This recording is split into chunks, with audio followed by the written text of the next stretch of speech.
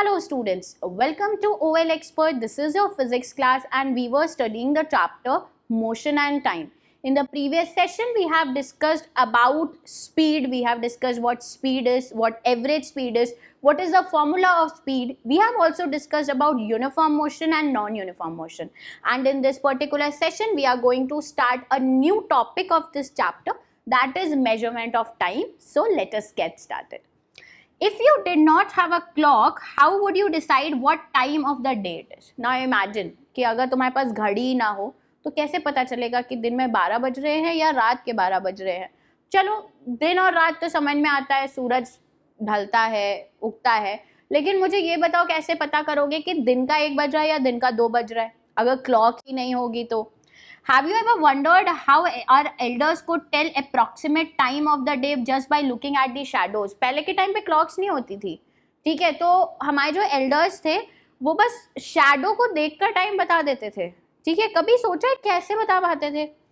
How would do we measure the time interval of a month or a year? अभी हमको पता है कि 1 मंथ में 30 या 31 डेज होते हैं, एक ईयर में जो है 365 या 366 डेज होते हैं. बट जस्ट इमेजिन कि जब क्लॉक ही नहीं थी, जब हम ये पता ही नहीं कर सकते थे कि एक दिन में 24 घंटे होते, उस टाइम पे हमारे एल्डर्स को कैसे पता था, कैसे वो जो है ये सारी चीज़ें कैलकुलेट कर सकते थे. Our ancestors noticed that many events in nature repeat themselves after definite intervals of time. In fact, हमारे एल्डर्स ने ये नोटिस किया था कि नेचर में बहुत सारे ऐसे इवेंट्स हैं जो एक पर्टिकुलर टाइम पीरियड के बाद बार बार रिपीट होते हैं. Now can you give the example to me कि कौन कौन से ऐसे इवेंट्स होंगे. अब जैसे सनराइज उनको पता है कि हर बार होता है, डेली होता है, मॉर्निंग में सनराइज होगा ही, या तुम ये कह लो सनराइज होगा तो मॉर्निंग होगी, right. The time between sunrise and next was called a day, ठीक है. एक सनराइज से दूसरे सनराइज के बीच का जो टाइम है उसको कहा गया कि ये पूरा एक दिन है. जैसे आज सपोज आज मंडे है, सपोज, ठीक है, तो मंडे को सनराइज हुआ, फिर अगले दिन फिर सनराइज हुआ, ट्यूसडे को भी, राइट. पहले दिन सनराइज हुआ और दूसरे दिन फिर सनराइज हुआ, तो हमने कहा एक सनराइज से दूसरे सनराइज के बीच का जो टाइम पीरियड है उसे हमने बोल दिया कि ये 1 डे है, राइट. तो इस तरीके से बात हुई. Similarly a month was measured from 1 new moon to the next. 1 month कैसे होता है? पूर्णिमा, हिंदी में कहते हैं न्यू मून को पूर्णिमा, ठीक है. तो एक न्यू मून जब हुआ और उसके बाद कुछ टाइम के बाद दूसरा न्यू मून हुआ, तो एक न्यू मून से दूसरे न्यू मून के बीच में जितना भी टाइम था उसको हमने कहा दैट इट इज 1 मंथ. ये कब होता था? जब क्लॉक्स नहीं थी, ठीक है. जब एंशिएंट टाइम में हमारे जो एंसेस्टर्स थे वो इस तरीके से कुछ टाइम को कैलकुलेट करते थे, right. A year was fixed as time taken by Earth to complete 1 revolution of sun. अब आपको पता है कि अर्थ जो है वो सन के अराउंड चक्कर लगाती है ऐसे. तो अर्थ जब एक पॉइंट से चक्कर लगाना शुरू करेगी और पूरा चक्कर लगाते हुए आएगी, तो इसको हम क्या कहते हैं? इसको हम कहते हैं, इस पूरे टाइम ड्यूरेशन को हम कहते हैं 1 ईयर. दैट मीन्स कि अर्थ जब एक रेवोल्यूशन कंप्लीट करेगी, एक पूरा राउंड कंप्लीट करेगी अराउंड द सन, तो उस टाइम जितना भी वो टाइम लगा है वो उसको कहते हैं 1 ईयर, राइट. ये समझ में आया? Often we need to measure intervals of time which are much shorter than a day. अब यहाँ पे क्या बात हुई कि भैया एक सनराइज से दूसरे सनराइज के बीच का जो टाइम था उसको हमने कह दिया डे, एक दिन. चलो ठीक है, एक महीना भी समझ में आया, एक साल भी समझ में आया. नाउ इमेजिन कि हमें बात करनी है एक दिन के अंदर, हमें बात करनी है कुछ घंटों की, ठीक है, हमें बात करनी है सम मिनट्स की. तो clocks and watches are perhaps most common time measuring devices. अब क्लॉक हो गई, वॉच हो गई, वॉच मतलब रिस्ट वॉच वगैरह, पॉकेट वॉच वगैरह, क्लॉक मतलब जो आपके दीवार पे लटकी हुई है. हम कैसे टाइम मेजर करेंगे? इन्हीं से करेंगे, right. Have you ever wondered how clocks and watches measure time? Now कभी सोचा है कि क्लॉक्स और वॉच जो है वो टाइम मेजर कैसे करते हैं? Okay, the working of clocks is rather complex. अब अगर हम बात करने जाए कि क्लॉक कैसे मेजर करता है, तो ये तो बहुत कॉम्प्लेक्स मैकेनिज्म है, मतलब एटलीस्ट एट दिस स्टेज. तो अभी इसको रहने देते हैं, but all of them make use of some periodic motion. Now we have already studied about the periodic motion, right? तो अभी बहुत ज़्यादा मैकेनिज्म में नहीं जाएंगे. मुद्दे वाली बात क्या है कि क्लॉक हो, वॉच हो, ये सब जो मोशन यूज करती हैं, the type of motion they use is the periodic motion. Okay, one of the most well known periodic motion is that of simple pendulum. In class 6 we have already discussed about pendulum. Last lecture में भी हमने pendulum के बारे में discuss किया था. तो जो पीरियोडिक मोशन का सबसे अच्छा एग्जांपल है that is pendulum. This is the pendulum. Now क्या होता है यहाँ पे पेंडुलम के केस में कि ये पेंडुलम जो है टू एंड फ्रो मूव करता है इस तरीके से, राइट? और अगर हम बात करें हैंड्स ऑफ क्लॉक की, तो ये भी मूव करती है. ये 9 बजे से आएगी फिर 9 बजे तक, राइट? तो यहाँ पे भी ये जो है क्या है, कैसा मोशन है? This is a periodic motion. Simple pendulum consist of a metallic ball. This is a metallic ball of the simple pendulum or a piece of stone suspended from rigid stand by a thread. This is the rigid stand. This is what? This is the rigid stand. Okay. This is the thread. And यहाँ पे metallic ball है. अगर आपको ball ना मिले तो आप कोई piece of stone भी यहाँ पे बांध सकते हैं. The metallic ball is called a bob of the pendulum, and this metallic ball is known as bob. What is it known as? It is known as bob of the pendulum. Now figure 3.4a shows pendulum at rest. This is the resting position of pendulum. This is the mean position of pendulum. ये जो है इस तरीके से rest करता है. When the bob of the pendulum is released after taking it slightly to one side, it begins to move to and fro.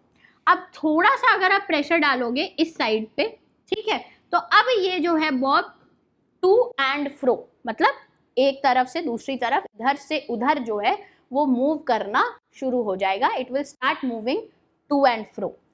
The to and fro motion of simple pendulum is the example of periodic और oscillatory motion. हमने बार बार एक term पढ़ा है periodic motion. Periodic motion या फिर हम इसको कहते हैं ऑसिलेटरी मोशन. इसको हम और क्या कह सकते हैं? इसको हम कह सकते हैं ऑसिलेटरी मोशन. ठीक है, तो ये जो टू एंड फ्रो मोशन है ना पेंडुलम का, ये जो पेंडुलम पॉइंट ए से पॉइंट बी तक जा रहा है, देखो ठीक से देखो, ये पॉइंट ओ से शुरू हुआ है, पॉइंट ए पे गया है, फिर पॉइंट ओ पर आया है, फिर पॉइंट बी पर गया है. इस तरीके से जो ये टू एंड फ्रो मोशन है, इसी को हम कहते हैं पीरियोडिक मोशन या फिर ऑसिलेटरी मोशन. ठीक है, इसको ही कहते हैं. The pendulum is said to have completed one oscillation when its bob starting from mean position O moves to A to B and back to O. अब बात ये आती है कि वन ऑसिलेशन कैसे होगा, वन ऑसिलेशन कैसे पता चलेगा. सो वन ऑसिलेशन की अगर मैं बात करूं, सो यहाँ से पॉइंट ओ से, फिर से देखिए, पॉइंट ओ से जब ए जाएगा, ठीक है, एक बार यहाँ जाएगा, फिर लौट के यहाँ आएगा, फिर लौट के यहाँ आएगा, फिर लौट के यहाँ आएगा, तो इसको कहेंगे one oscillation. That means point O से ए, फिर वापस यहाँ, फिर पॉइंट बी, फिर वापस यहाँ, मतलब पूरा एक राउंड. फिर से समझो, यहाँ से पॉइंट ए, पॉइंट बी और फिर वापस. दिस होल जो ये ऑसिलेशन है, इसको हम वन ऑसिलेशन कहते हैं. ठीक है, यहाँ पे देखो लिखा है स्टार्टिंग पोजीशन ओ, फिर वो ए पे गया, ए से वापस बी पे और बी से वापस ओ पे, तब जाके मानेंगे हम वन ऑसिलेशन. क्या मानेंगे? One oscillation. ठीक है. Now the pendulum also completes one oscillation when its bob moves from one extreme position A to extreme position B and comes back to A. अब हम या तो ये भी कह सकते हैं कि यहाँ से ओ से शुरू किया, यहाँ गया और फिर यहाँ आ गया, तो भी हम बोलेंगे कि हाँ ये वन ऑसिलेशन कंप्लीट हो चुका है. ठीक है. The time taken by pendulum to complete one oscillation is called time period. अब यहाँ पे आपके लिए एक और डेफिनेशन आ गई and the definition is of time period. अब आपके एग्जाम में ये पूछा जाता है that what do you mean by the term time period. Time period का मतलब क्या है कि एक पेंडुलम का जब वन ऑसिलेशन होता है, जब भी एक ऑसिलेशन होता है और एक ऑसिलेशन होने में जितना भी टाइम लगे, whether it takes 1 second 2 second 3 second, उससे हम टाइम पीरियड कहेंगे। तो डेफिनेशन में क्या लिखेंगे फिर हम? डेफिनेशन में हम लिखेंगे time taken by the pendulum, time taken by the pendulum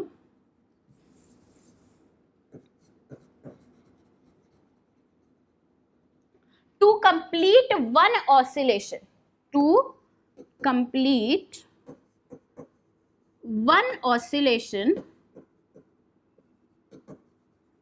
is known as time period, is known as time period। ठीक है, तो टाइम पीरियड क्या है? जब भी आपका पेंडुलम एक ऑसिलेशन यानी कि O से A तक, A से B तक, B से वापस O तक या फिर A तक, ठीक है, इतना करने में जितना भी टाइम लगे उस पर्टिकुलर टाइम को हम बोलते हैं time period.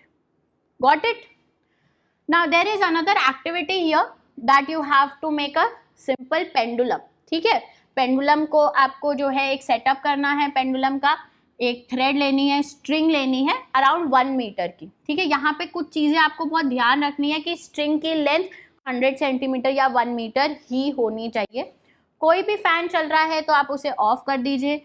You have to mark the mean position of the bob, यानी कि ये जो मेटालिक बॉल है इसकी जो है बॉब इसको कहते हैं, इसकी मीन पोजिशन यानी कि जो पोजिशन O है वो आपको मार्क करनी है।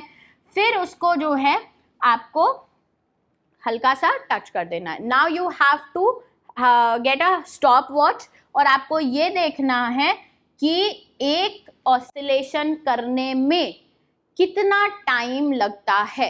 ठीक है, to set a pendulum in motion gently hold bob and move it slightly to one side. कैसे मोशन करोगे? हल्का सा पकड़ के ऐसे कर देना। ठीक है, make sure that string attach to bob is taut while you displace it. एकदम पूरे अच्छी तरीके से जो है टाइट होना चाहिए, ऐसे ढीला ढाला नहीं होना चाहिए और ये यहाँ पे जो है बिल्कुल लगा भी होना चाहिए। Now release bob from its displace position, remember that bob is not to be pushed when it is release. बस एक ही बार आपको वो करना है, रिलीज करते टाइम आपको एक प्रेशर डालना है छोटा सा, उसके बाद आपको टच भी नहीं करना है। ऐसा नहीं है कि आपने यहाँ से किया तो फिर ए वाली पोजीशन पे फिर आपने उसको टच कर दिया, नहीं, बिल्कुल भी टच नहीं करना है। Note the time on the clock when Bob is at its mean position. जब मीन पोजीशन पे हो तब आप क्लॉक में टाइम नोट कर लो, एक बार ऑसिलेट करे, फिर जब मीन पोजीशन पे आए फिर से टाइम नोट कर लो और कम से कम 20 टाइम्स ऑसिलेट करने में कितना टाइम लगा? 20 बार। एक बार आपने यहाँ पे स्टार्ट किया, यहाँ पे आपने स्टार्ट किया मान लो पॉइंट O पे, ठीक है, तो पॉइंट O पे जब आपका बॉब था तब उस टाइम पे टाइम हुआ था 12:00:00, ये आपका टाइम है। फिर उसके बाद आफ्टर 20 ऑसिलेशंस, मैंने कहा 20 ऑसिलेशंस जो है वो अराउंड कर लो, उसके बाद जो आपका टाइम हुआ after 20 oscillations that will be 12:00:20। That means approximately 20 seconds में जो है एक मतलब 20 ऑसिलेशंस पूरे हो गए। ठीक है, 20 सेकेंड्स में 20 ऑसिलेशंस जो हैं वो पूरे हो गए। The first observation is shown just as a sample. यहाँ पे आपको एक सैम्पल दिया हुआ है, लेंथ ऑफ स्ट्रिंग 100 सेंटीमीटर है, ये ध्यान रखिएगा। ठीक है, 42 oscillations, time taken for 20 oscillations, तो इन्होंने क्या लिया है 42 सेकेंड्स, मतलब 20 ऑसिलेशन में जिसको हमने यहाँ पे 20 सेकेंड्स लिया था तो इन्होंने लिया है 42 सेकेंड्स, यानी कि 20 ऑसिलेशंस में कितने सेकेंड्स लगे? 42 सेकेंड्स लगे। सो यहाँ पे अब बात आती है कि how will you calculate the time period. Time period कैसे कैलकुलेट करेंगे आप? तो कैसे कैलकुलेट करेंगे? Total time taken divided by total number of oscillation. कितना टाइम लगा? Total time divided by number of oscillations. तो कितने ऑसिलेशंस कराए थे हमने इस केस में? हमने कराए थे 20 ऑसिलेशंस, तो नीचे आप 20 रखेंगे, ऊपर टाइम कितना लगा 42 सेकेंड्स, ठीक है। तो यहाँ पे टाइम पीरियड जो आ गया वो कितना आ जाएगा, अराउंड 2.1 सेकेंड का, राइट। तो यहाँ पे आप 2.1 सेकेंड्स जो है वो इस तरीके से कर सकते हैं। तो यहाँ पे जो है आपका फिर एक टाइम पीरियड, मतलब एक ऑसिलेशन का टाइम पीरियड जो है वो कितना आ गया 2.1 सेकेंड्स। अब बात ये आती है, आप पूछेंगे मैम 20 ऑसिलेशंस कराने की क्या जरूरत थी, हम ऐसे ही एक ही ऑसिलेशन देख लेते। एक ऑसिलेशन यानी कि 2.1 सेकेंड में, 2 सेकेंड में एक ऑसिलेशन खत्म हो जाता है, कैलकुलेट करना काफ़ी मुश्किल है। तो इट्स बेटर कि आप ज़्यादा नंबर ऑफ ऑसिलेशंस को कैलकुलेट कर लीजिए और टोटल टाइम जो है, टोटल टाइम को नंबर ऑफ ऑसिलेशन से डिवाइड कर दीजिए, तो आपका ये आ जाएगा, right. Nowadays, most clocks or watches have electric circuit with one or more cells. These clocks are called quartz clock. आज के टाइम पे चाहे आप डिजिटल वॉच यूज़ करें, एनालॉग वॉच यूज़ करें, क्लॉक यूज़ करें, उसमें बहुत कॉम्प्लेक्स इलेक्ट्रिक सर्किट होता है और इसलिए जो है हम उसे क्वार्ट्ज क्लॉक कहते हैं, ठीक है। ऐसी क्लॉक्स, ऐसी वॉचेस जिसमें जो है कॉम्प्लेक्स सर्किट हो, उसे हम क्वार्ट्ज क्लॉक कहते हैं। The time measured by quartz clock is much more accurate than clocks available earlier. पहले के टाइम पे सन डायल, सैंड क्लॉक, इस तरीके की क्लॉक्स जो है वो यूज़ की जाती थी और आज के टाइम पे हम ये जिसमें सेल लगाते हैं वो वाली क्लॉक्स यूज़ करते हैं। और आज के टाइम की जो क्लॉक्स हैं वो बहुत ज़्यादा हद तक एक्यूरेसी से टाइम हमें बताती हैं इंस्टेड ऑफ जो कि क्लॉक्स अर्लियर अवेलेबल थी। मतलब पहले के टाइम पे भी टाइम का पता चलता था बट उतनी एक्यूरेटली नहीं जितनी एक्यूरेटली अब हम पता लगा पाते हैं, राइट। तो आई होप आपको ये टाइम पीरियड का कॉन्सेप्ट जो है वो अच्छे से समझ में आ गया है। The next topic is units of time and speed. In the previous session we have already discussed about speed, in this session we have discussed about time, and in the next session we are going to discuss about units of time and speed. So stay tuned with us. Until then, revise this all and take care. Bye bye.